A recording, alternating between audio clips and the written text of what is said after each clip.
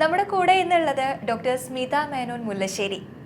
ഒരുപക്ഷെ നിങ്ങൾക്കൊക്കെ അറിയായിരിക്കും, ഡോക്ടറായിട്ട് വർക്ക് ചെയ്യുന്നതിനോടൊപ്പം തന്നെ റൈറ്റർ കൂടെയാണ്. ഒരുപാട് പുസ്തകങ്ങൾ എഴുതിയിട്ടുണ്ട്. മനുഷ്യബന്ധങ്ങൾക്ക് ഒരുപാട് മൂല്യം കൽപ്പിക്കുന്ന ഒരു വ്യക്തിയാണ്. അതുകൊണ്ടൊക്കെ തന്നെ അവരുടെ ബുക്ക് വായിക്കുന്ന സമയത്ത് നമുക്ക് ആ ഒരു അടുപ്പം തോന്നും.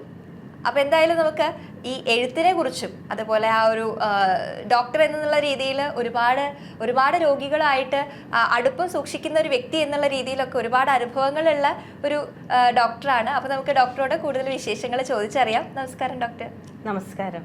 ഡോക്ടറിനെ കുറിച്ച് പറയുമ്പോൾ നമ്മൾ ഗവൺമെൻറ് സെക്ടറിൽ വർക്ക് ചെയ്യാണ്. ഒരുപാട് ജോലി തിരക്കുകൾക്കിടയിലും എഴുത്തിനായിട്ട് സമയം കണ്ടെത്തുന്ന ഒരു വ്യക്തിയാണ്.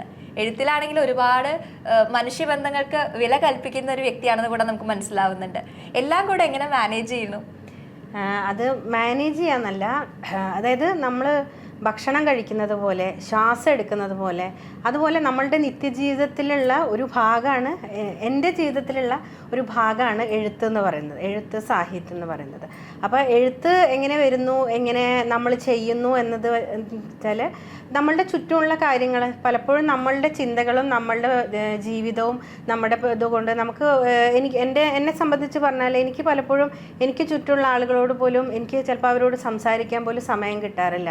ഇനിയിപ്പോൾ ഞാൻ സംസാരിക്കണം എന്ന് വിചാരിക്കുമ്പോൾ അവർ ഇതുപോലെ തിരക്കുള്ള അങ്ങനത്തെ അവസ്ഥയും. അപ്പം നമ്മൾ പലരോടും നമ്മളിങ്ങനെ സംസാരിക്കേണ്ട കാര്യങ്ങൾ, ചിന്തിക്കേണ്ട കാര്യങ്ങൾ, ഒരുമിച്ച് പങ്കുവെക്കേണ്ട കാര്യങ്ങൾ, അതൊക്കെ നമ്മളിങ്ങനെ സ്വയം സംസാരിച്ചുകൊണ്ടും സ്വയം അതിനെ ഇങ്ങനെ തൃപ്തിപ്പെടുത്തിക്കൊണ്ടും ഒക്കെ നമ്മൾ ജീവിക്കുന്ന അങ്ങനത്തെ ഒരു അവസ്ഥ വരുമ്പോൾ നമ്മളത് എഴുതുന്നതാണ്. പിന്നെ ഈ പറഞ്ഞതുപോലെ സാഹിത്യം എന്ന് പറയുന്നത് ചിലരുടെയൊക്കെ ഓരോരുത്തർക്ക് ഉണ്ടാവില്ല, ഓരോ തരത്തിലുള്ള അഭിരുചികളുണ്ടാവും. ഇപ്പോൾ പഴയ കാലമല്ല, ഇപ്പോൾ എല്ലാവരും നമ്മളുടെ പഠനം, തൊഴിൽ, നമ്മളുടെ വേറെ എന്ത് കാര്യങ്ങൾക്കോടൊപ്പം തന്നെ നമ്മളുടെ ഒരു അഭിരുചി, നമ്മളുടെ പാഷൻ എന്ന് വേണമെങ്കിൽ പറയാം, അതും കൂടി കൊണ്ടുപോകുന്ന ഒരു തരം ആളുകളാണ്. അപ്പോൾ എനിക്ക് തോന്നുന്നു അത് എൻ്റെ രക്തത്തിൽ അലിഞ്ഞതാണ് സാഹിത്യം എന്ന് പറയുന്നത്. അപ്പോൾ നമ്മളോട് തന്നെയുള്ള നമ്മളുടെ ഒരു എന്താ പറയുക, നമ്മളോട് തന്നെയുള്ളൊരു ആത്മസംഭാഷണമോ എന്താ പറയുക, അത് എഴുത്തിലൂടെ കൊണ്ടുപോകുന്നു എന്നേ ഉള്ളൂ. ഡോക്ടർ പ്രൊഫഷനിലേക്ക് വരുന്നതിന് മുൻപേ എഴുത്ത് കൂടെ ഉണ്ടോ? ഞാൻ പറഞ്ഞ പോലെ എഴുത്ത് എന്ന് പറഞ്ഞാൽ നമ്മുടെ രക്തത്തിൽ അലിഞ്ഞതാണ്. അതായത് എൻ്റെ അച്ഛൻ നന്നായിട്ട് എഴുതും.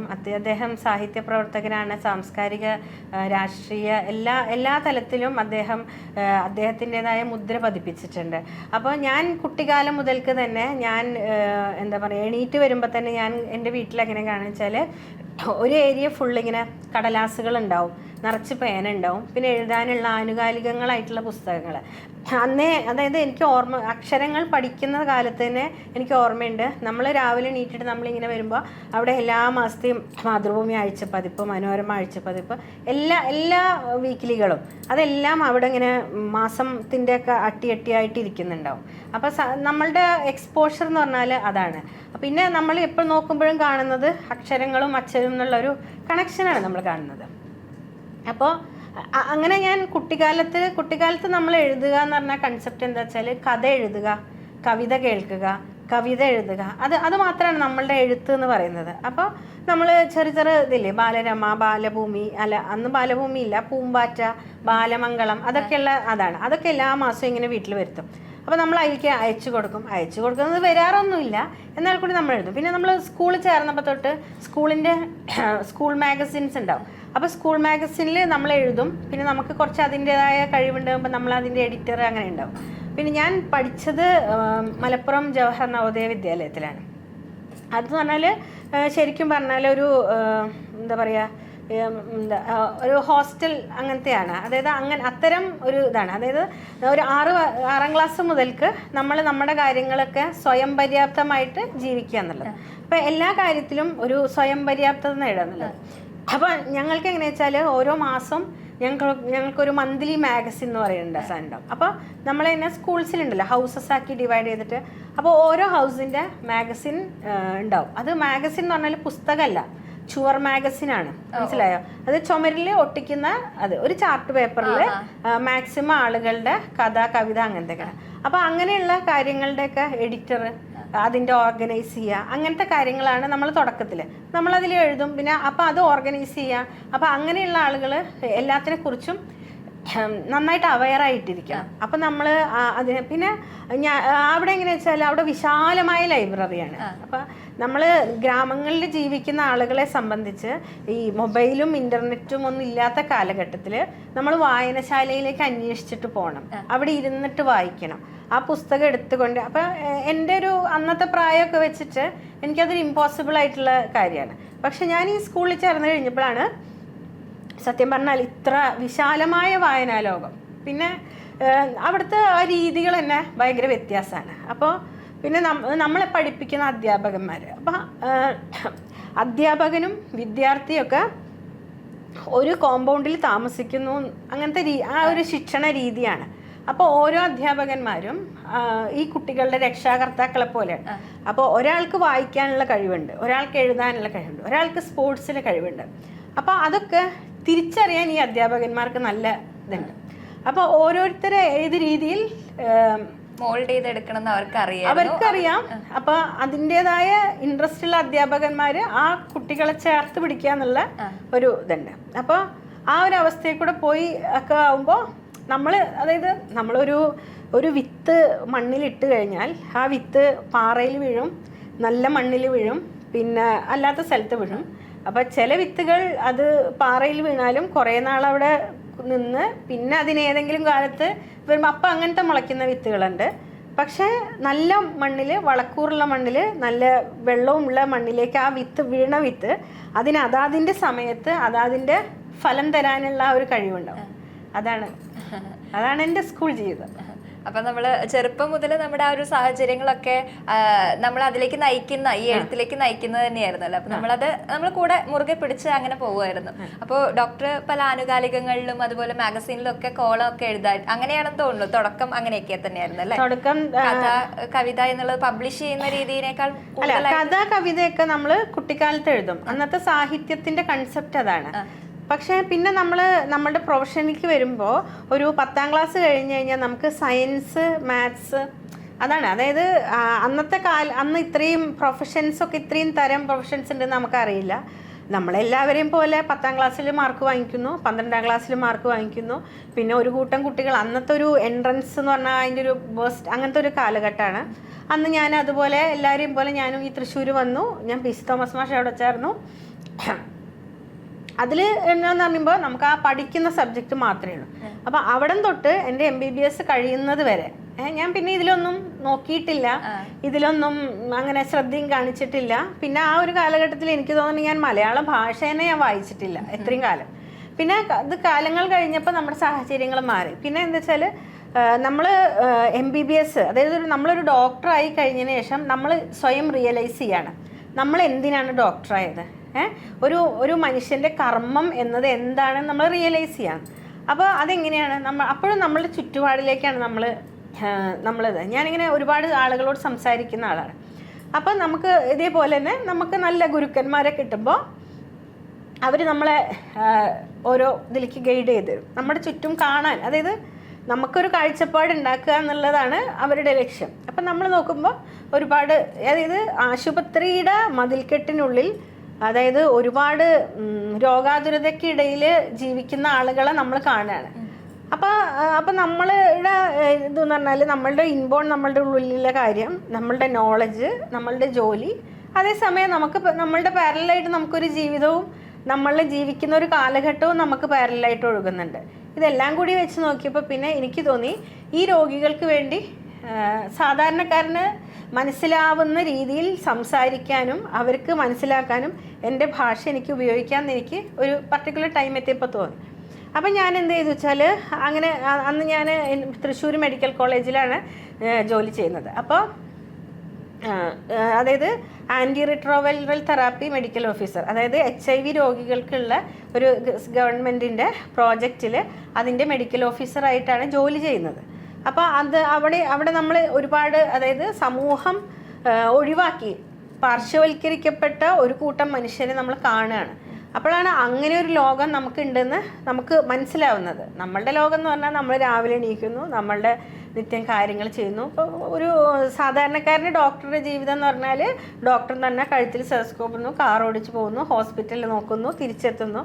പക്ഷേ നമ്മൾ കാണുകയാണ്, നമ്മൾ പുസ്തകത്താളുകൾക്ക് അപ്പുറം നമ്മൾ നോക്കിയിട്ട് നമ്മൾ കാണുമ്പോൾ ഈ പാർശ്വവൽക്കരിക്കപ്പെട്ട മനുഷ്യന് പിന്നെ ആ ART ക്ലിനിക്ക് എന്ന് പറഞ്ഞാൽ അതിൻ്റെ ഒരു രീതി അങ്ങനെയാണ്.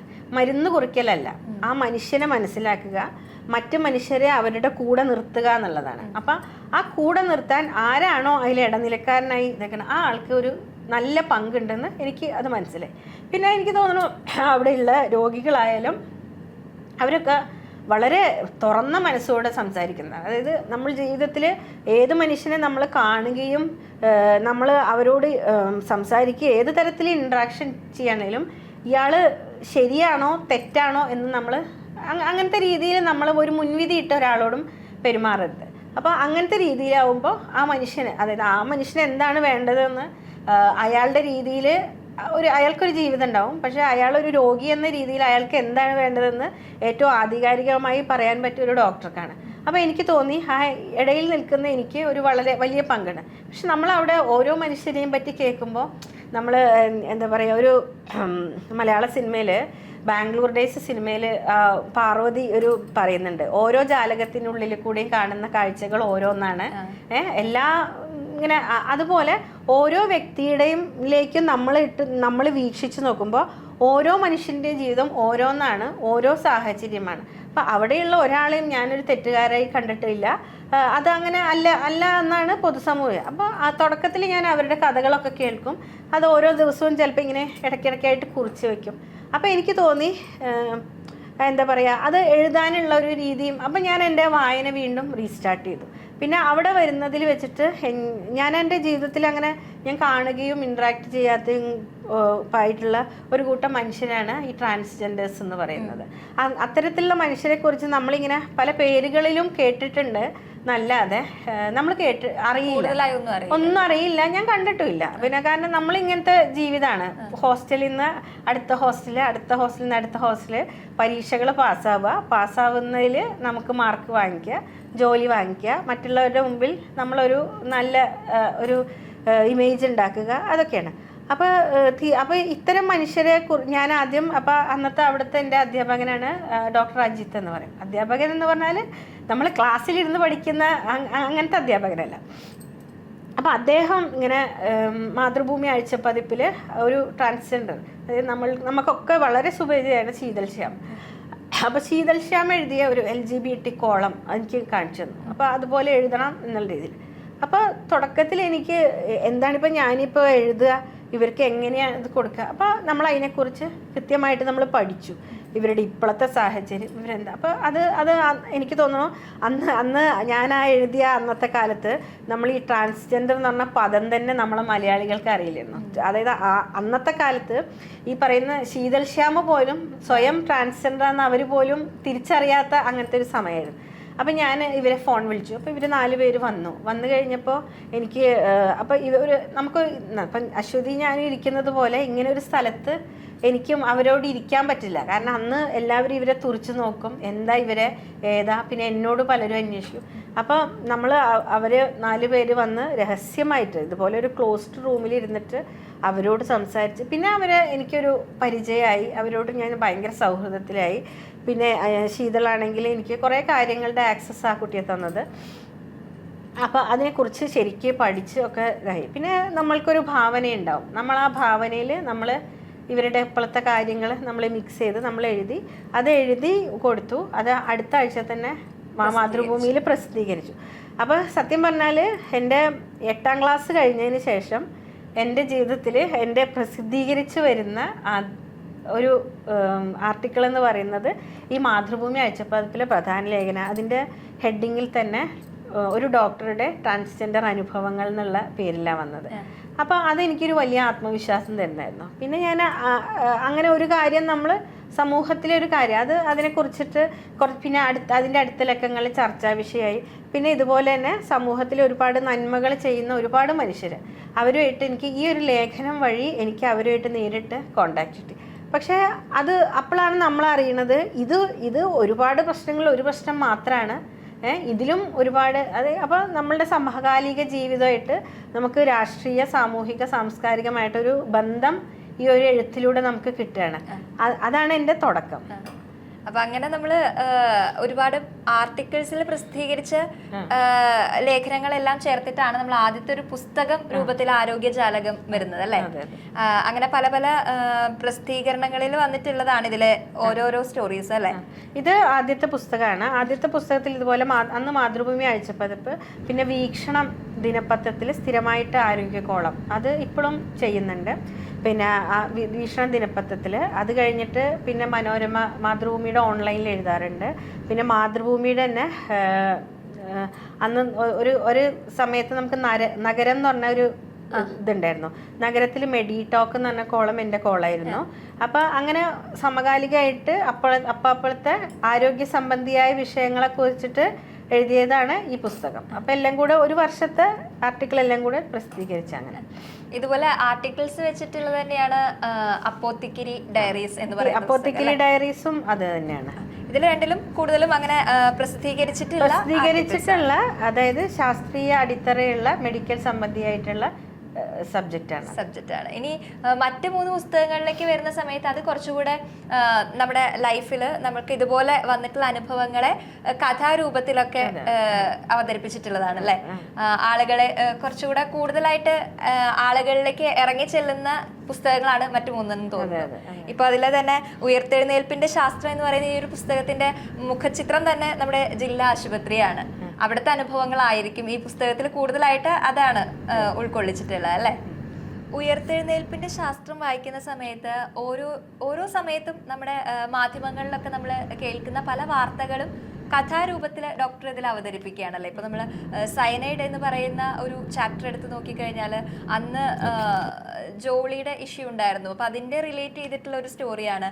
അതുപോലെ ഒരു കുട്ടി പാമ്പുകടി ഏറ്റിട്ട് ഒരു ഹോസ്പിറ്റലിൽ നിന്ന് അടുത്ത ഹോസ്പിറ്റലിലേക്ക് മാറ്റുന്നതിനിടയിൽ മരിക്കുക, അങ്ങനെയുള്ള ഒരുപാട് സംഭവങ്ങൾ നമ്മൾ വാർത്തകളിലൂടെയൊക്കെ അറിയുന്ന ആ ഒരു സമയത്ത് തന്നെയാണ് ഡോക്ടർ അത്തരം ഒരു കോണ്ടെക്സ്റ്റിൽ സ്റ്റോറി ആയിട്ട് കുറച്ചൊരു കഥാംശം കൂടെ ചേർത്ത് എഴുതുന്നത് അല്ലേ. അപ്പം അങ്ങനെ അത് തന്നെയാണ് ഓരോ സമയത്തും ഡോക്ടർക്ക് മുന്നിൽ വരുന്ന കാര്യങ്ങളെ കഥയാക്കി കൂടുതൽ അവയർനെസ് ആളുകളിലേക്ക് എത്തിക്കുക എന്നുള്ള രീതിയിൽ തന്നെയാണ് അല്ലേ ബുക്സ് എഴുതുന്നത്.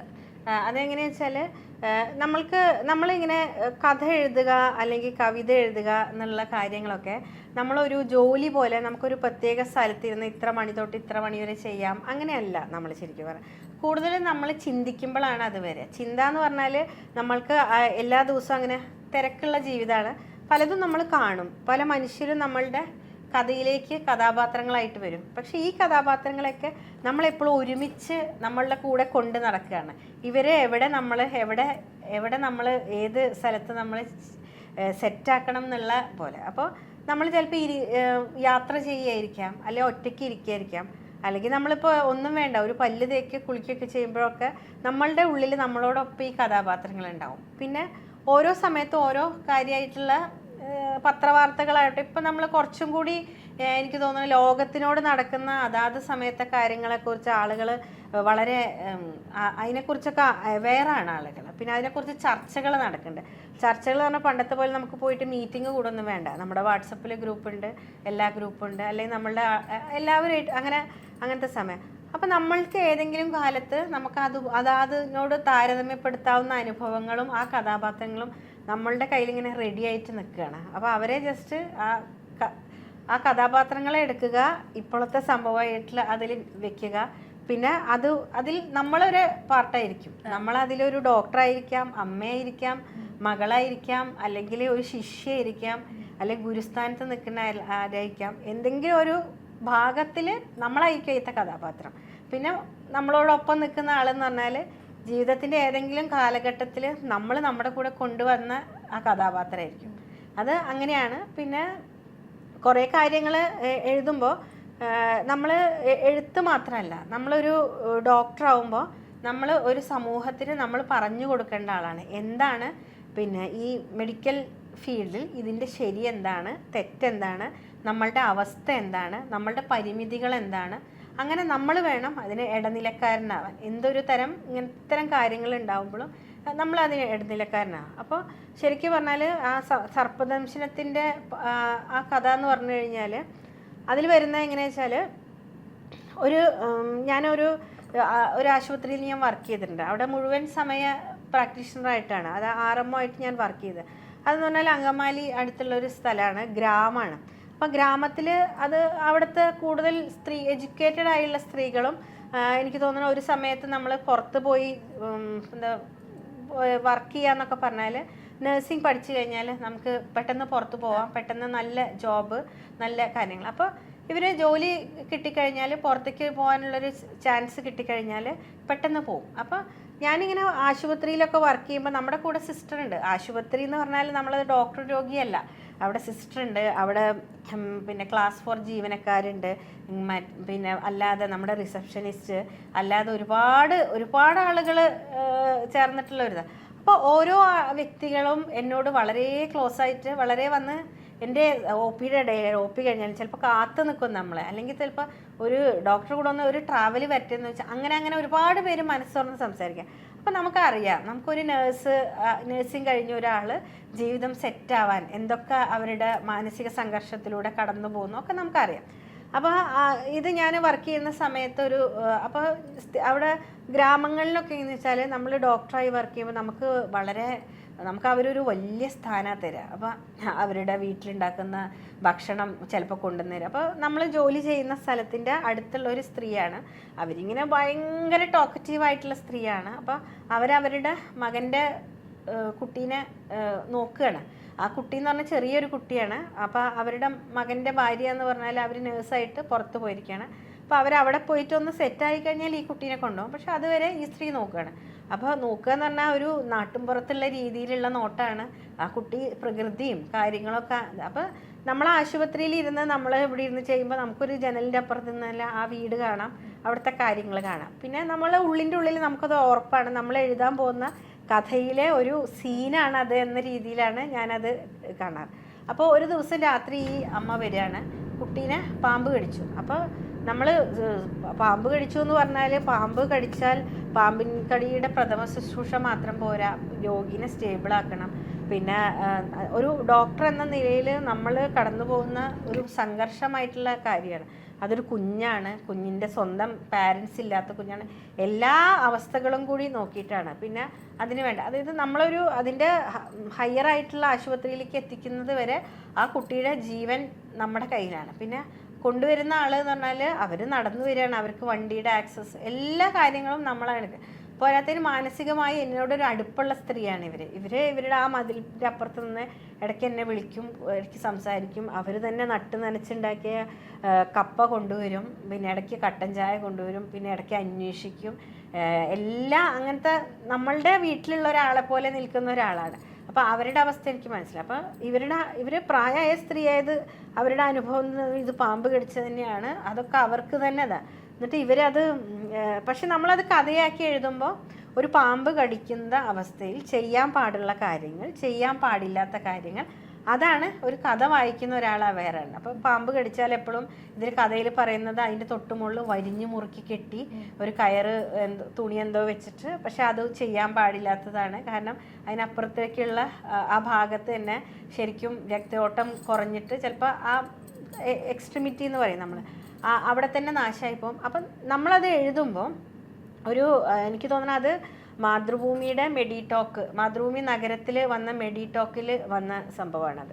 അപ്പോൾ അതിൽ അങ്ങനെയാണ് നമ്മുടെ വായനക്കാരൻ വായിക്കേണ്ടത്. കഥ വായിക്കുന്ന ലാഘവത്തോടു കൂടെ കുറെ അറിവ് കൂടെ കിട്ടുന്ന രീതിയിലാണ്. കാരണം എന്താ വെച്ചാൽ ഒരു പ്രശ്നം സംഭവിക്കുമ്പോൾ, ഇപ്പോൾ ഒരു സ്കൂൾ വിദ്യാർത്ഥിനെ പാമ്പ് കടിച്ചു, ഒരു ആശുപത്രിയിൽ ചികിത്സിച്ചു, അവിടുന്ന് അടുത്ത ആശുപത്രിക്ക് പോകുന്ന വഴിമധ്യേ കുട്ടി മരിച്ചു എന്ന ഒരു സമകാലികമായിട്ടുള്ള ഒരു ലോകത്ത് അങ്ങനെ ഒരു ചർച്ച നടക്കുമ്പോൾ എന്തൊക്കെയാണ് ഒരു ഡോക്ടർ എന്ന നിലയിൽ, ഒരു രോഗിയുടെ ബൈസ്റ്റാൻഡർ എന്ന നിലയിൽ ഒക്കെ രീതിയിലുള്ള നമ്മൾ ആ സമയത്തുള്ള കാര്യങ്ങൾ പൊതുജനത്തെ നമ്മൾ മനസ്സിലാക്കണം.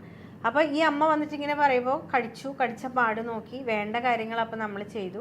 പക്ഷെ അതിന് ഇനിയുണ്ട്, ആൻറ്റിവെനം വെക്കണം, അത് പോയിസണസ് ആണോ നോൺ പോയിസണസ് ആണോ കൺഫേം ചെയ്യണം, അതിനായിട്ടുള്ള രക്തത്തിൻ്റെ ടെസ്റ്റ് ഉണ്ട്. പക്ഷേ നമ്മളൊരു ചെറിയ ആശുപത്രിയിൽ രാത്രി സമയത്ത് ലാബ് സംവിധാനം ഇല്ല, പിന്നെ ഈ ആൻറ്റിവെനം സപ്ലൈ ഒന്നും ഇല്ലാത്ത സ്ഥലത്ത് നമ്മൾ ഇരിക്കുമ്പോൾ നമുക്ക് അതിൻ്റേതായ പരിമിതികളുണ്ട്. അപ്പോൾ തൊട്ടടുത്തുള്ള വലിയ ആശുപത്രിയിൽ നമ്മൾ കൊണ്ടുപോകുന്ന അത്രയും വരെയുള്ള കാര്യങ്ങൾ സംഘർഷത്തിലൂടെ നമ്മൾ കടന്നു പോകുന്ന അവസ്ഥയാണ്.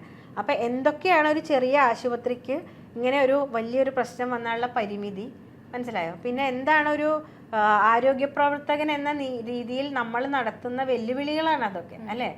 നമ്മളൊരു ഒരേ സമയം നമ്മൾ ഒരു ഫാമിലിയുടെ പാർട്ടാണ്. ആ ഫാമിലിയുടെ പാർട്ടായിട്ടുള്ള ഒരാൾ ഫാമിലിയോടൊപ്പം ചെലവഴിക്കേണ്ട സമയം ആശുപത്രിയിൽ വന്ന് ഇരുന്നിട്ട് നമ്മൾ ഇത് ചെയ്യുകയാണ്.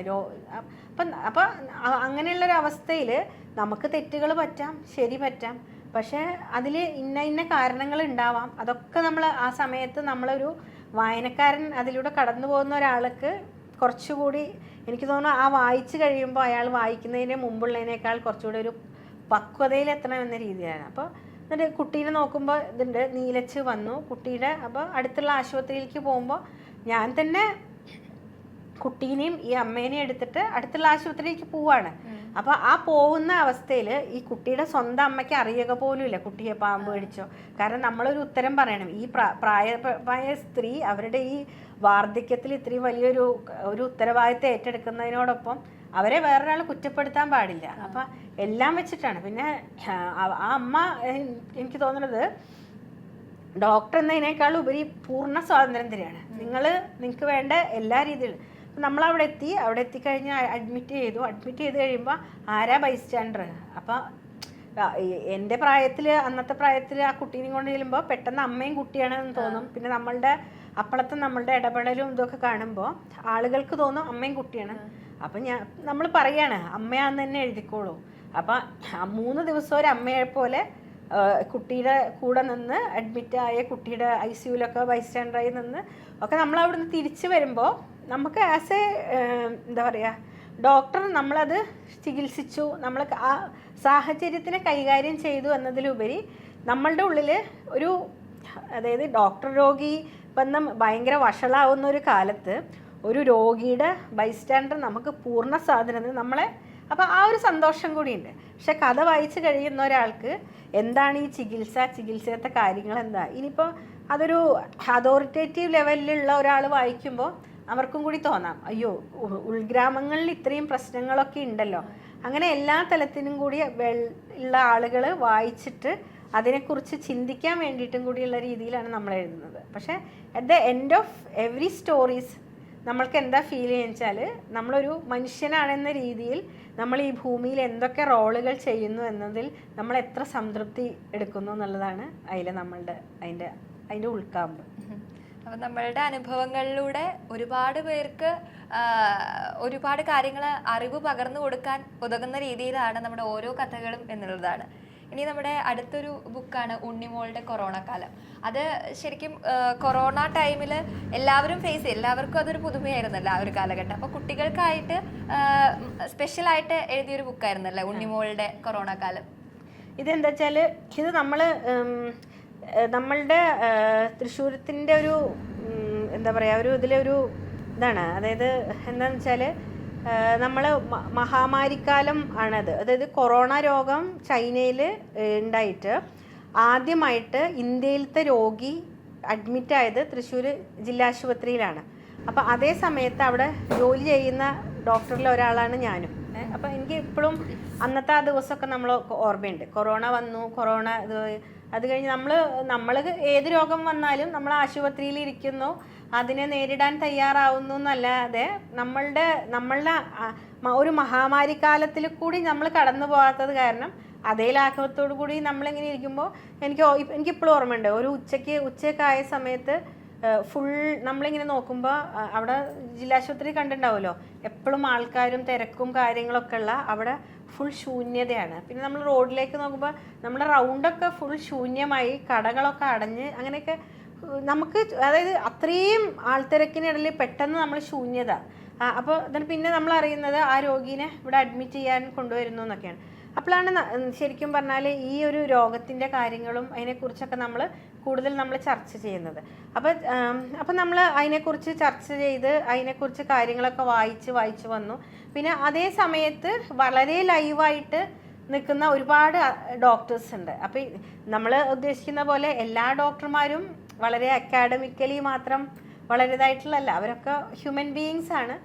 അവർ നമ്മൾ ഇതിനെക്കുറിച്ച് നമ്മളിങ്ങനെ കുറേ ചർച്ച ചെയ്യുന്നു, കുറേ കാര്യങ്ങൾ അവരിൽ നിന്ന് പലതും നമ്മൾ പഠിക്കാൻ നോക്കുന്നു.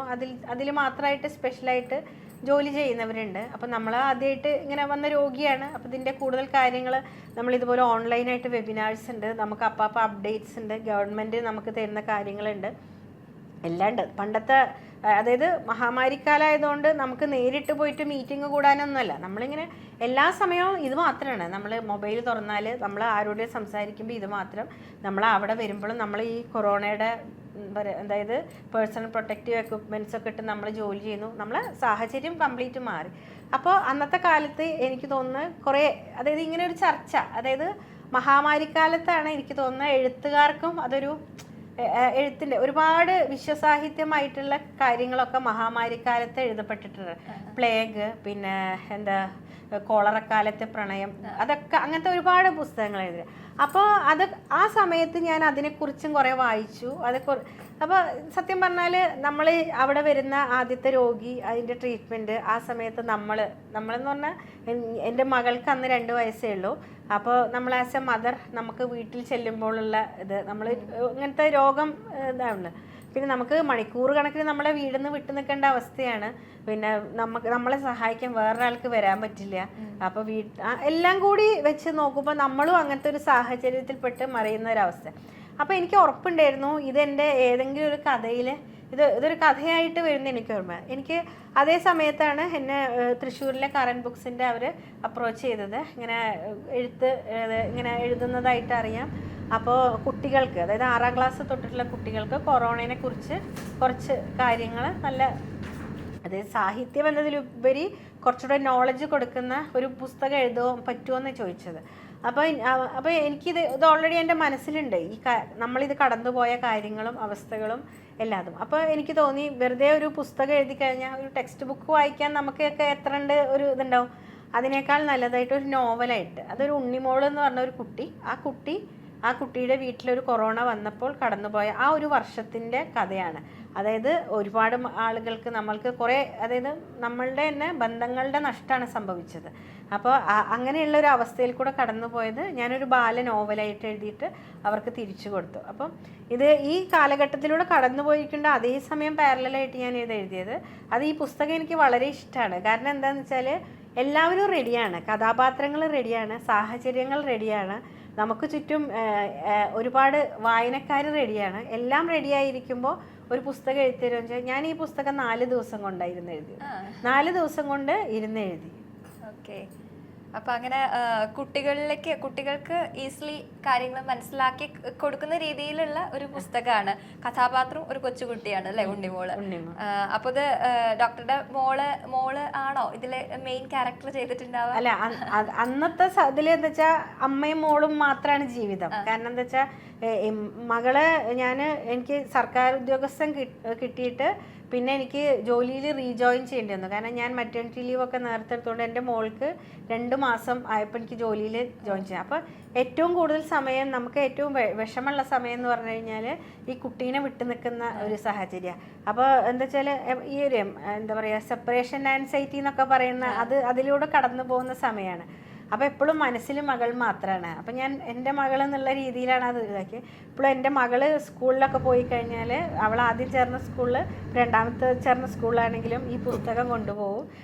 അവരുടെ ക്ലാസ് ടീച്ചർക്കോ അല്ലെങ്കിൽ മലയാള അധ്യാപകർക്ക് കൊടുക്കും. ഇത് എന്നെ പറ്റി എൻ്റെ അമ്മ എഴുതിയ കഥയാണെന്ന് പറഞ്ഞിട്ട് അവൾ കൊടുക്കാറുണ്ട്.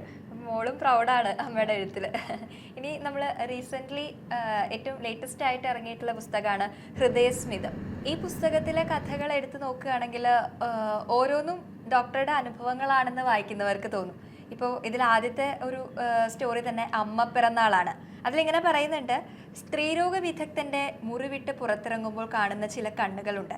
എന്നിലെ രോഗിയെ ഡോക്ടർ മാത്രമാക്കുന്നവർ, 4ഉം 5ഉം ഇൻവിട്രോ ഫെർട്ടിലൈസേഷനുകൾ ചെയ്തിട്ടും ഫലം ലഭിക്കാത്തവർ, സ്വന്തം ചോരയിൽ ആത്മാവ് ഒഴുകിപ്പോയവർ, ഗർഭപാത്രത്തിന് പ്രാണനെ താങ്ങി നിർത്താൻ കഴിവില്ലാത്തവർ, അങ്ങനെ തുടങ്ങിയാൽ ഒടുങ്ങാത്ത കാരണങ്ങളുണ്ട്. അവരുടെ കൂടെ അമ്മമാരുണ്ട്, കൂട്ടുകാരുണ്ട്, സഹോദരിമാരുണ്ട്, സഹായികളുണ്ട്. ചുരുക്കം ചിലരുടെ കൂടെ ബീജക്കുറവുള്ള ഭർത്താക്കന്മാരുണ്ട്. മറ്റൊരുവന്റെ ജീവൻ അംഗീകരിക്കുവാൻ കഴിവുള്ള വിശാല മനസ്കരുണ്ട്. അങ്ങനെ പോവുകയാണ് നമ്മുടെ സ്റ്റോറി. ഇതിൽ ഓരോന്ന് വായിക്കുന്ന സമയത്തും അത് ആളുകളെ വല്ലാതെ ടച്ച് ചെയ്യുന്ന രീതിയിലുള്ള ഒരുപാട് കാര്യങ്ങളുണ്ട്. ഡോക്ടറുടെ അനുഭവങ്ങളും ഡോക്ടർക്ക് ചുറ്റുള്ള ആളുകളാണ് ഓരോ കഥകളിലും നമുക്ക് വായിക്കുമ്പോൾ തന്നെ മനസ്സിലാവുന്നുണ്ട്. ഈ അമ്മ പിറന്നാൾ പറയുമ്പോൾ ഡോക്ടർ ഒരു അമ്മയാവുന്ന ആ ഒരു സമയത്തുള്ള ഡോക്ടറുടെ അനുഭവങ്ങളൊക്കെ ചേർത്തിട്ട് എഴുതിയിട്ടുള്ളതായിരിക്കും അല്ലേ ഈ ഒരു ആദ്യത്തെ സ്റ്റോറി തന്നെ? ഈ പുസ്തകം ശരിക്കും പറഞ്ഞാൽ ഹൃദയസ്മിതം മാതൃഭൂമി ഓൺലൈനത്തെ ഒരു കോളമാണ്. അപ്പോൾ അവർ തന്നെ എന്നോട് എഴുതാൻ പറഞ്ഞിട്ട് അവർ തന്നെ എനിക്ക് പേരിട്ട് തന്നതാണ് ഹൃദയസ്മിതം എന്ന് പറഞ്ഞിട്ടുള്ള ഒരു കോളം. അപ്പോൾ നമ്മൾ എഴുത്തിൻ്റെ ഒരു ഇത് കഴിയുമ്പോൾ നമ്മൾ ഓരോ ഇതിലേക്കും നമ്മളിങ്ങനെ ഓരോ തലത്തിലേക്ക് നമ്മൾ കടക്കുകയാണ്. നമ്മൾ മനുഷ്യൻ എന്ന രീതിയിൽ പ്രായമാവുമ്പോൾ നമ്മളുടെ എഴുത്തിന് പ്രായമാകുമ്പോൾ അതിന് പക്വത കൂടുമ്പോൾ നമ്മൾ കുറച്ചും കൂടി ചിലപ്പോൾ ഞാൻ വായിച്ച പുസ്തകങ്ങളിലൊക്കെ പലപ്പോഴും അവരുടെ ആ എഴുത്തുകാരൻ്റെ ആത്മാവിനെ ഉരുക്കി ചേർത്തിട്ടുള്ള എഴുത്തിനാണ് കുറച്ചും കൂടി അതിന് മൂല്യം കൂടും. അതെന്നും വായനക്കാരൻ്റെ മനസ്സിൽ തങ്ങി നിൽക്കുകയും ചെയ്യും. അതെന്നും പലപ്പോഴും എനിക്ക് അത്തരം അനുഭവങ്ങൾ വളരെ ഇതിലുള്ള ശ്രീ ബാലേന്ദ്രൻ ചുള്ളിക്കാട് അദ്ദേഹത്തിൻ്റെ പല കഥകളും അദ്ദേഹത്തിൻ്റെ എഴുത്തുകളൊക്കെ എനിക്ക് തോന്നുന്നു അത് ഞാനൊരു 2ാം ക്ലാസ്സിലൊക്കെ പഠിച്ചപ്പോൾ ഞാൻ വായിച്ച കാര്യങ്ങൾ അന്ന് വായിച്ച ആ പാരഗ്രാഫും അന്നത്തെ ആ ചിത്രത്തിലുള്ള ഈ അദ്ദേഹത്തിൻ്റെ ചിത്രം, അതായത് ഒരു മരക്കൊമ്പിൽ ഇങ്ങനെ മെലിഞ്ഞ് ശരീരത്തോടു കൂടി ഇദ്ദേഹം ഇരിക്കുന്ന ഒരു ചിത്രം, അതൊക്കെ ഇപ്പോഴും എൻ്റെ മനസ്സിലുണ്ട്. അപ്പോൾ എനിക്ക് ആ വായനയും അദ്ദേഹത്തോട് ഞാൻ ഒരുപാട് നേരം ഇൻട്രാക്ട് ചെയ്യുന്നൊക്കെ സമയത്ത് എനിക്ക് എൻ്റെ അതിൽ തോന്നിയിട്ടുള്ളത് എന്താ വെച്ചാൽ ആത്മാവിനെ ഉരുക്കിയെടുത്ത എഴുത്തിന് എപ്പോഴും അത് വായനക്കാരന് മാത്രമല്ല എഴുത്തുകാരനും പൂർണ്ണമായിട്ടുള്ള ഒരു സംതൃപ്തി നൽകുന്നതാണ്. അപ്പോൾ ഹൃദയസ്മിതം കോളത്തിൽ വന്ന പല കാര്യങ്ങളും ഈ പറഞ്ഞ പോലെ സമകാലികമായിട്ടുള്ള സംഭവങ്ങളൊക്കെ ചേർത്തിണക്കിയിട്ട് അവബോധം സൃഷ്ടിക്കാനൊക്കെ ആയിട്ടുണ്ടെങ്കിലും അതൊരു പുസ്തകമാക്കി മാറ്റുമ്പോൾ എനിക്ക് എന്തായാലും എൻ്റെ അനുഭവങ്ങളും കൂടി അതിൽ കൂട്ടി എഴുതണം എന്നുണ്ടായിരുന്നു. പക്ഷേ നമ്മൾ വായിക്കുമ്പോൾ പൂർണ്ണമായും നമ്മൾ ഇതല്ല, എല്ലാ കഥയിലും നമുക്കൊരു പങ്കുണ്ട്, നമ്മളുടെ അനുഭവങ്ങൾക്കൊരു പങ്കുണ്ട്.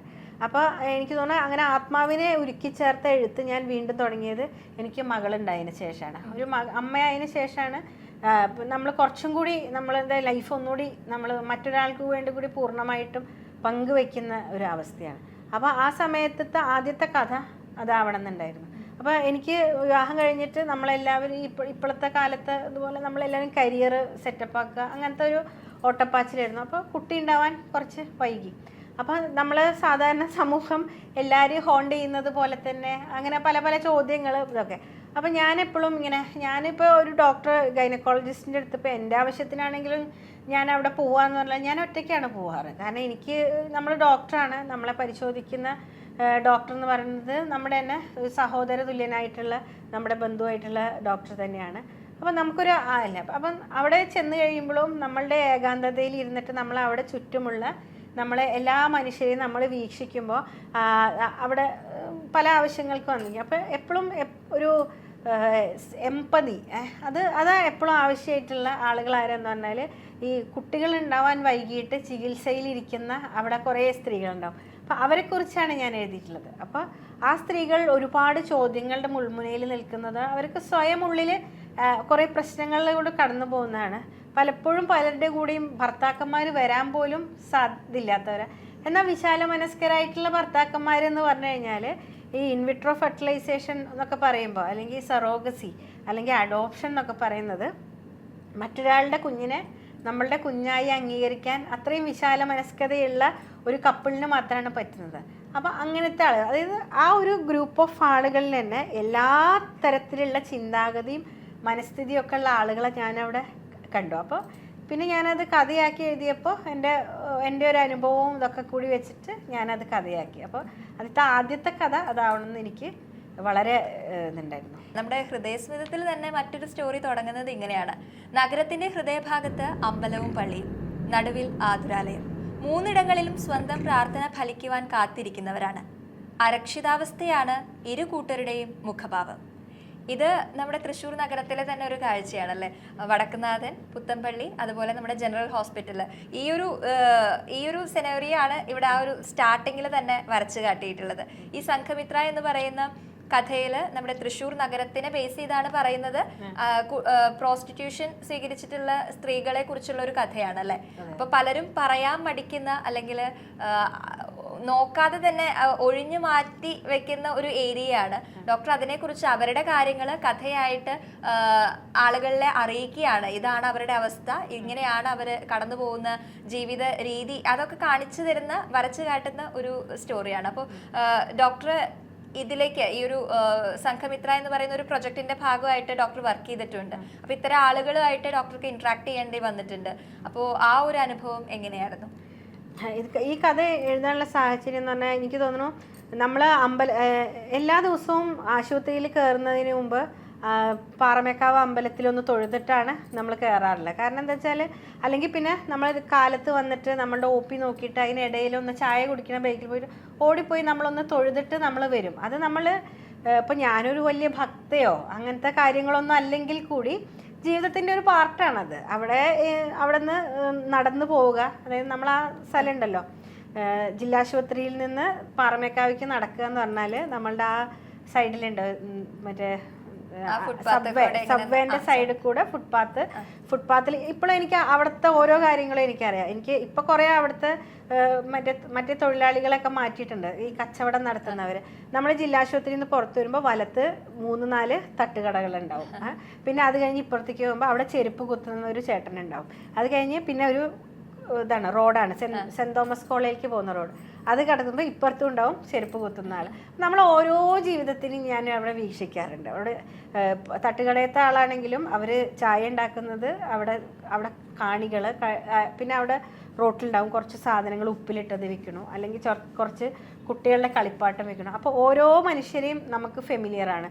ഞാൻ എല്ലാ ദിവസവും ആശുപത്രി പോകുന്നത് വരികയൊക്കെ ചെയ്യുന്നത് കാരണം അവർക്ക് നമ്മളെ ഓരോരുത്തരെ അറിയുകയും ചെയ്യാം. പിന്നെ റോഡൊന്ന് ക്രോസ് ചെയ്ത് കഴിയുമ്പോൾ ചിലപ്പോൾ ഒരു ചെറിയ ടെൻറ്റ്, അതിലിരുന്നിട്ട് ഒരാൾ അയാളുടെ ജീവിതം ഞാൻ നോക്കുമ്പോൾ വളരെ എൻജോയ് ചെയ്ത് അയാൾ ചെരുപ്പ് തുന്നാണ്. അതിലിടയ്ക്ക് അയാൾ FM-ൻ്റെ പാട്ട് വെച്ചിട്ടുണ്ട്. ഇപ്പം നമ്മളൊരു ചെരുപ്പൊന്ന് ശരിയാക്കി തരുമെന്ന് വെച്ചാൽ ഡോക്ടർ വിട്ടോ എന്ന് പറയും. ചെരുപ്പ് ആൾ നല്ല ഭംഗിയാക്കിയിട്ട് OP-യിൽ കൊണ്ടുവന്നേരും. അങ്ങനത്തെ നമ്മളുടെ തൊട്ടടുത്തുള്ള നമ്മളുടെ ജീവിതത്തിൽ വളരെയധികം സൗഹൃദത്തിലുള്ളതാണ്. പിന്നെ നമ്മൾ കുറച്ചും കൂടി ഇങ്ങോട്ട് മുന്നോട്ട് പോന്നു കഴിഞ്ഞാൽ അവിടെ ചായ അങ്ങനെയൊക്കെ വിൽക്കുന്ന ഒരു സ്ഥലമുണ്ട്. പിന്നെ ആ സബ്വേൻ്റെ പിന്നിലെന്ന് വെച്ചാൽ ഒരു ചേട്ടനും അവിടെ കുറേ പുസ്തകങ്ങളും വെച്ചിട്ട് അവിടെ വയ്ക്കുന്നത്. അപ്പോൾ നമ്മൾ ഈ നാട്ടിലെ എനിക്ക് തോന്നുന്നു ഈ സെൻറ്റ് തോമസ് കോളേജിലൊക്കെ അധ്യാപനം നടത്തിയിട്ട് ഒരുപാട് പ്രായമായിട്ടുള്ള ആളുകൾ, അതായത് ഇവിടുത്തെ നഗരത്തിൻ്റെ ചരിത്രത്തിൽ നിന്ന് മുദ്ര പതിപ്പിച്ച ഒരുപാട് മനുഷ്യരുണ്ട്. അവരൊക്കെ ഞാൻ കടന്നു പോയിട്ടുള്ള അതേ വഴികളിൽ കൂടെ. ഇപ്പോൾ നമ്മുടെ മുരളി മാഷ് എന്ന് പറയും, നമ്മുടെ മുരളി മാഷിൻ്റെ ഭാര്യ പറയും ആ ചേട്ടൻ്റെ അടുത്തുനിന്ന് മാത്രമാണ് മുരളി മാഷ് പുസ്തകം വാങ്ങിക്കുക. അപ്പം ഞാനും എങ്ങനെയാ വെച്ചാൽ ഞാൻ അമ്പലത്തിൽ പോവുക എന്നുള്ള പോലെ പോയി കഴിഞ്ഞ് തിരിച്ചു വരുമ്പോൾ ആനുകാലികൾ ഫുള്ള് അദ്ദേഹത്തിന് ആ പുസ്തകം വിൽക്കുന്ന ആൾക്കറിയാം. അപ്പോൾ മാറ്റി വെച്ചിട്ടുണ്ടാവും. മാതൃഭൂമി, ഭാഷാപോഷിണി ഒക്കെ ഇപ്പോൾ ഒരാഴ്ച എന്നെ കണ്ടില്ലെങ്കിൽ ആ ആഴ്ചത്തൊക്കെ അവിടെ മാറ്റി ഇതാട്ടോ. ആൾക്കറിയാം നമ്മളേതാ വായിക്കുകയെന്ന്. അപ്പോൾ ആ വഴികളിലൂടെയൊക്കെ ഓരോ ജീവിതം ഓരോ മനുഷ്യനും കടന്നു പോയിട്ടാണ് നമ്മൾ അമ്പലത്തിൽ പ്രാർത്ഥിക്കുന്നത്. പ്രാർത്ഥിച്ചു കഴിഞ്ഞിട്ട് നമ്മൾ തിരിച്ചു വന്നിട്ട് ഇപ്പോൾ ഒരു ദിവസം ഞാനിങ്ങനെ നിന്നിട്ട് ജില്ലാശുപത്രി OP ബ്ലോക്കിൻ്റെ ആ മുകളിൽ നിന്നിങ്ങനെ നോക്കുമ്പോൾ റൗണ്ടാണ് കാണുന്നത്. അപ്പോൾ റൗണ്ടിൽ ഇങ്ങനെ കറങ്ങിക്കൊണ്ടിരിക്കുക. അപ്പം ആ കറങ്ങിക്കൊണ്ടിരിക്കുന്നതിൽ തന്നെ ഒരുപാട് മനുഷ്യരുടെ ജീവിതം ഇങ്ങനെ കറങ്ങുകയാണ്. ഒരു ദൈവത്തിൻ്റെ ചുറ്റും ഒന്നിൽ അങ്ങനെ വിചാരിക്കുക, അല്ലെങ്കിൽ സ്വയം തന്നെ ഞാൻ വിചാരിക്കും ഈ ദൈവം ഇത്ര നടുവിലിരിക്കുന്ന ഒരു സ്ഥലത്ത് എന്തിനാണ് ഈ മനുഷ്യരെ ഇങ്ങനെ വട്ടം കറക്കി. അവിടെയുള്ള ഓരോ മനുഷ്യരുടെ ജീവിതം, ലോട്ടറി വിൽക്കുന്ന ആളുണ്ട്, എല്ലാവരും കൂടി ചേർന്നാണ് നമ്മുടെ ഇതെന്ന് പറഞ്ഞാൽ. അപ്പോൾ അങ്ങനെ ഞാനൊരു ദിവസം ഇരിക്കുന്ന നേരത്ത് ഇപ്പോൾ ഈ കഥയിലെ കഥാപാത്രമാണ് സംഘമിത്ര. അപ്പോൾ സംഘമിത്ര എന്ന് പറഞ്ഞ സ്ത്രീ എൻ്റെ അടുത്തേക്ക് വരികയാണ്. അപ്പോൾ അവരുടെ കാര്യങ്ങളും അവരുടെ രോഗവും ഒക്കെ കാണിച്ചു കഴിഞ്ഞിട്ട് അപ്പോൾ ഒരു ദിവസം അവർ ഡോക്ടറിൻ്റെ വീട്ടിലേക്ക് വരണം. അവർ വളരെ കഷ്ടപ്പെട്ട് ജീവിക്കുന്ന, അവരുടെ ഭർത്താവ് ഒരു രോഗിയാണ്, മകളുടെ കുട്ടി മരിച്ചുപോയി, മെഡിക്കൽ കോളേജിൽ കിടന്നു. പിന്നെ അതിനുള്ള പൈസ കാര്യങ്ങൾ എല്ലാം ഒക്കെ ഇവരിങ്ങനെ ലൈംഗിക തൊഴിലാളിയായിട്ടുള്ള ജീവിതത്തിലൂടെ ഇതാക്കുന്നത്. ഇവരത് ഇടയ്ക്കിടയ്ക്ക് എൻ്റെ അടുത്ത് ഇങ്ങനെ വന്ന് പറയും, അവരുടെ അസുഖം വേദന കാര്യങ്ങളൊക്കെ കാണിക്കും. അത് കഴിഞ്ഞ് പിന്നെ അവർ സത്യം പറഞ്ഞാൽ നമ്മളൊരു പിയർ അങ്ങനെയുണ്ട്. അതായത് ഒരാൾക്ക് ഒരേ രീതിയിലുള്ള ജോലി ചെയ്യുന്ന ആളുകളിൽ ഒരാൾക്ക് അവരുടെ ഗ്രൂപ്പിലുള്ള മറ്റുള്ളവർക്ക് എന്ത് അസുഖമുള്ളവരെ വന്ന് കൊണ്ടുവന്ന് കാണിച്ചു തരാൻ അങ്ങനെ പറ്റും. അപ്പോൾ അവരവരുടെ കൂടെയുള്ളവരെ കൊണ്ടുവന്ന് ഇടയ്ക്ക് വന്ന് കാണിക്കും. കാരണം അവരെ കേൾക്കാനുള്ള മനസ്സ് ഉള്ളത് കൊണ്ട് ഒന്നുമില്ല അങ്ങനെ ആയിരിക്കാം. അല്ലെങ്കിൽ പിന്നെ നമ്മൾ കറക്റ്റായിട്ട് ഇപ്പോൾ അപ്പോൾ ഇത്തരം രോഗമുള്ളവർക്ക് നമുക്ക് സർക്കാരിൻ്റെ ഇതിൽ തന്നെ പുലരി ക്ലിനിക്കുകളുണ്ട്. അവിടേക്ക് നമ്മൾക്ക് ഗൈഡൻസ് കൊടുത്ത് വിടാം. പിന്നെ അവരുടെ അസുഖം, അതിന് പിന്നിലുള്ള വേറെ എന്താ സാഹചര്യം, അതിനെക്കുറിച്ചൊക്കെ ഒരു കാര്യങ്ങളൊക്കെ ഇടപെടുന്നത് കൊണ്ട് വളരെ ഫ്രീ ആയിട്ട് ഞാൻ ഇടപെടാറുണ്ട്. അങ്ങനെ ഇടപെടുന്നത് കൊണ്ടൊക്കെ ആയിരിക്കാം അവരെന്നോട് വളരെ അടുത്ത് നിൽക്കുന്ന ഒരു സ്ത്രീയാണ്. അപ്പോൾ ഞാൻ കുറച്ചും കൂടി ഈ തൃശ്ശൂർ ജില്ലയിലെ ലൈംഗിക തൊഴിലാളികളുടെ ജീവിതം, ഇവരെടുത്ത കാര്യങ്ങൾ, അങ്ങനെയുള്ള കാര്യങ്ങളെക്കുറിച്ചൊക്കെ ഞാൻ വായിച്ചു തുടങ്ങി. ഈ ഒരു സ്ത്രീയുടെ ജീവിതം, ഇവരോട് ചുറ്റിപ്പറ്റിയുള്ള നിൽക്കുന്ന ആളുകളുടെ ജീവിതത്തിനെ കുറിച്ചൊക്കെ കുറച്ചൊക്കെ മനസ്സിലാക്കി തുടങ്ങി. അപ്പോൾ പലപ്പോഴും അവരുടെ ഏറ്റവും വലിയ വേദന എന്ന് പറയുന്നത് എന്താ വെച്ചാൽ പൊതുജനം അവരെ കുറ്റവാളികളെ പോലെ കാണുക. പിന്നെ അങ്ങനെയാണ്, അതിൻ്റെ തൊഴിലായിട്ട് ഉള്ള മാർഗമല്ലാത്ത രീതിയിൽ, അതായത് നേർവഴിക്ക് നടക്കുന്ന ഒരു കൂട്ടം ആളുകളെ ഇങ്ങനെ വഴിതെറ്റിക്കുന്നവർ എന്നുള്ള പോലെ. പിന്നെ ആരോഗ്യരംഗത്ത് തന്നെ പല പ്രശ്നങ്ങളുടെയും ഉത്തരവാദികൾ ഇവരാണെന്നുള്ള രീതിയിൽ തന്നെ അങ്ങനത്തെ ഒരു കാഴ്ചപ്പാടാണ് അവരെക്കുറിച്ച് ഏറ്റവും വലിയ പ്രശ്നം നടക്കുക. എനിക്ക് തോന്നുന്നു അതേ സമയത്ത് ഇവിടെ അന്നത്തെ നിലനിന്നിരുന്നൊരു സംഭവമാണെന്ന് വെച്ചാൽ, ഇവരിലെ നളിനി ജമീല ഒരു പുസ്തകം എഴുതിയിട്ട് ആ പുസ്തകം എഴുതിയതിൻ്റെ പേരിൽ അവർക്ക് ഒരു സാഹിത്യം മാത്രമല്ല സാംസ്കാരിക രംഗത്ത് കേരളത്തിൽ നിന്ന് അവർക്ക് അനുഭവിക്കേണ്ടി വന്ന പ്രശ്നങ്ങളെക്കുറിച്ച് അന്നിങ്ങനെ നിൽക്കുന്ന സമയമാണ്. അപ്പോൾ അവരെഴുതിയ പല കാര്യങ്ങളും പല സമൂഹത്തിൽ ഉയർന്നു നിൽക്കുന്നവർ ആളുകളുടെ അവരുടെ ഇമേജ് കളയും എന്നൊക്കെയുള്ള രീതിയിലുള്ള അങ്ങനത്തെ ഒക്കെ ചർച്ച നടന്നിരുന്ന കാലമാണ്. അപ്പോൾ അതിലെഴുതിയിട്ടുണ്ട്, നളിനി ജമീല അവരുടെ തൊഴിൽ തുടങ്ങുന്ന കാലത്ത് അതായത് അവരുടെ കസ്റ്റമേഴ്സിനെ കളക്ട് ചെയ്യാൻ നിന്നിരുന്ന സ്ഥലം എന്ന് പറയുന്നത്, ഞാൻ ഈ നേരത്തെ പറഞ്ഞില്ലേ തൃശ്ശൂർ ജില്ലാശുപത്രിയിൽ നിന്ന് ആ റോഡ് ക്രോസ് ചെയ്തിട്ട് ഇപ്പുറത്തേക്ക് നമ്മൾ കടക്കും. അതായത് പാലിയേറ്റീവിൻ്റെ അവിടെ ഒരു ബസ് സ്റ്റോപ്പ് ഉണ്ട്. അതാണ് തൃശ്ശൂരിലെ ഏറ്റവും ഫേമസ് ആയിട്ടുള്ള ആ കളക്ഷൻ പോയിന്റ് എന്ന് പറയുന്നത്. അപ്പോൾ എനിക്ക് തോന്നി അപ്പോൾ അതിലിങ്ങനെ പോവുകയും വരികയൊക്കെ ചെയ്യുമ്പോൾ കുറച്ചും കൂടി ഞാൻ ഇവരെ കുറിച്ചൊക്കെ ചിന്തിച്ചു.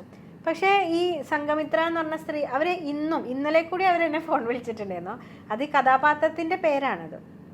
അപ്പോൾ അവരുടെ കാര്യങ്ങളും അവരുടെ പ്രശ്നങ്ങളും ഒക്കെ വെച്ചിട്ട് ഒരു കഥ എഴുതി. പക്ഷേ ഇത്തരം അതായത് പാർശ്വവൽക്കരിക്കപ്പെട്ട മനുഷ്യൻ, അതായത് പൊതുജനം കുറ്റവാളി എന്ന് മുദ്ര കുത്തുന്ന മനുഷ്യൻ കടന്നു വന്നിരിക്കുന്നത് ഒരുപാട് ചൂഷണങ്ങളിലൂടെയാണ്.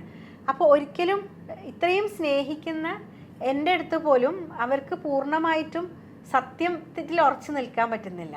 അപ്പോൾ അതിൽ നിന്ന് നമ്മൾ മനസ്സിലാക്കേണ്ടതെന്ന് വെച്ചാൽ, മറ്റൊരാൾ ചൂഷണം ചെയ്യുന്ന ഒരു വ്യക്തി എപ്പോഴും ആരെ വേണമെങ്കിലും എപ്പോഴും ചൂഷണം ചെയ്യാം എന്ന രീതിയിൽ അതായത് നമ്മളൊരു സമൂഹത്തിൽ ഒരു വ്യക്തി എന്ന നിലയിൽ നമ്മൾ നിൽക്കുമ്പോൾ എത്രമാത്രം നമ്മളുടെ ചുറ്റുപാട് അതിനെ സ്വാധീനിക്കുന്നു എന്നതാണ് അതിലത്തെ ആ കഥയുടെ കാര്യം. പിന്നെ പലപ്പോഴും ഇത്തരം അതായത് ആരോഗ്യ മേഖലയിൽ ഒരുപാട് കോൺസെൻട്രേറ്റ് ചെയ്യേണ്ട ഒരു ജനവിഭാഗമാണ് ഇവർ. അപ്പോൾ എനിക്ക് തോന്നുന്നത് ഇവരെ പൊതുജനം അംഗീകരിക്കാത്തത് കാരണം കൊണ്ട് എനിക്ക് തോന്നുന്നു ചിലപ്പോൾ അല്ലെങ്കിൽ സമയക്കുറവ് കാരണം കൊണ്ടായിരിക്കാം. പക്ഷെ അവരുടെ പ്രശ്നങ്ങൾ മനസ്സിലാക്കി അവരുടെ കൂടെ നിൽക്കേണ്ടത് ഒരു ഡോക്ടർ എന്ന നിലയിൽ ശരിക്കും പറഞ്ഞാൽ എൻ്റെ കടമയാണെന്ന് ഞാൻ വിശ്വസിക്കുന്നു. അങ്ങനെ ഒരുപാട് പേരുടെ അനുഭവങ്ങളിലൂടെ ഒരുപാട് പേര് നമ്മുടെ ലൈഫിൽ ഡോക്ടർക്ക് അവരുമായിട്ടുള്ള ഇൻട്രാക്ഷൻ വന്ന് അവരുടെ ലൈഫ് സ്റ്റൈല് കണ്ട് അവരിലൂടെ ഒരുപാട് കാര്യങ്ങൾ മറ്റുള്ളവർക്ക് കൂടെ പകർന്നു കൊടുക്കുന്നതാണ് ഡോക്ടറുടെ ഓരോ എഴുത്തും. ഇപ്പോൾ നമ്മൾ സ്ഥിരം ലൈഫിൽ കാണുന്ന ആളുകളൊക്കെ തന്നെ ആയിരിക്കാം. ഇപ്പോൾ ഡോക്ടർ ഹോസ്പിറ്റലിൽ നിന്ന് അമ്പലത്തിലേക്ക് പാറമേക്കാവിലേക്ക് പോകുന്ന ആ വഴി പറയുമ്പോൾ നമുക്ക് എല്ലാവർക്കും അത് മനസ്സിലുണ്ട്. പക്ഷെ ഡോക്ടർ കാണുന്ന രീതിയിലല്ല ഓരോരുത്തരും ഇത്രയൊന്നും ഫോക്കസ് ചെയ്യുന്നില്ല. ഡോക്ടർ കാണുന്ന എല്ലാത്തിലും കഥ കാണുകയാണ്. ഓരോരുത്തരുടെ കഥയും അവിടെ കൺമുന്നിൽ വരുന്ന ഓരോരുത്തരുടെയും ജീവിതം ഡോക്ടർ ഇങ്ങനെ വിശദമായിട്ട് കാണുന്നുണ്ട്. അതാണെന്ന് തോന്നുന്നു ആ ഡോക്ടറുടെ കാഴ്ചപ്പാടിലുള്ള വ്യത്യാസം. അപ്പോൾ ഡോക്ടർക്ക് ജീവിതത്തിൽ ഓരോ രോഗികളും മുന്നിൽ വരുമ്പോൾ അവരിൽ നിന്ന് മനസ്സിലാക്കാനായിട്ട് ഒരുപാട് കാര്യങ്ങളുണ്ട്. പലപ്പോഴും നമ്മളൊരു ഹോസ്പിറ്റലിൽ പോകുന്ന സമയത്ത്, ഒരു കൺസൾട്ടേഷന് പോകുന്ന സമയത്ത് ഡോക്ടേഴ്സ് ആ രോഗത്തെക്കുറിച്ച് പറയുക, അതിനാവശ്യമായിട്ടുള്ള മരുന്ന് കുറിച്ച് തരിക, കഴിഞ്ഞു. ഇതോടുകൂടെ അവിടെ അവസാനിക്കലാണ് പതിവ് മിക്കവാറും. അപ്പോൾ ഡോക്ടർക്ക് പക്ഷേ ഒരുപാട് കാര്യങ്ങൾ അവരുമായിട്ട് സംസാരിക്കാനുണ്ടായിരിക്കുമല്ലോ. അങ്ങനെ ഒരു അടുപ്പും, നമ്മുടെ രോഗികളുമായിട്ടുള്ള ഒരു അടുപ്പും ഡോക്ടർ എപ്പോഴും നിലനിർത്തുന്നുണ്ട്. അതുകൊണ്ടൊക്കെ തന്നെയാണ് ഡോക്ടറുടെ കഥ വായിക്കുമ്പോഴും നമുക്ക് ഡോക്ടറോടുള്ള ഒരു ഡോക്ടർ എന്നുള്ളതിനേക്കാൾ കൂടുതൽ ഒരു മനുഷ്യ സ്നേഹി എന്നുള്ളത് തന്നെയാണ് ഡോക്ടറെ കുറിച്ച് കേൾക്കുമ്പോൾ വായിക്കുമ്പോൾ ഒക്കെ മനസ്സിലാക്കാനായിട്ട് പറ്റുന്നത്. അപ്പോൾ ഇനിയും ജീവിതത്തിൽ ഒരുപാട് കഥാപാത്രങ്ങൾ വന്നു പോട്ടെ, ഒരുപാട് കഥാപാത്രങ്ങൾക്ക് സമാധാനം കൊടുക്കാനായിട്ട് ഡോക്ടർക്ക് പറ്റട്ടെ. ബുക്കുകളിലൂടെയും ഒക്കെ ഒരുപാട് പേർക്ക് പ്രചോദനമാവട്ടെ, ഒരുപാട് പേർക്ക് ആശ്വാസമാവട്ടെ. എല്ലാവിധ ആശംസകളും.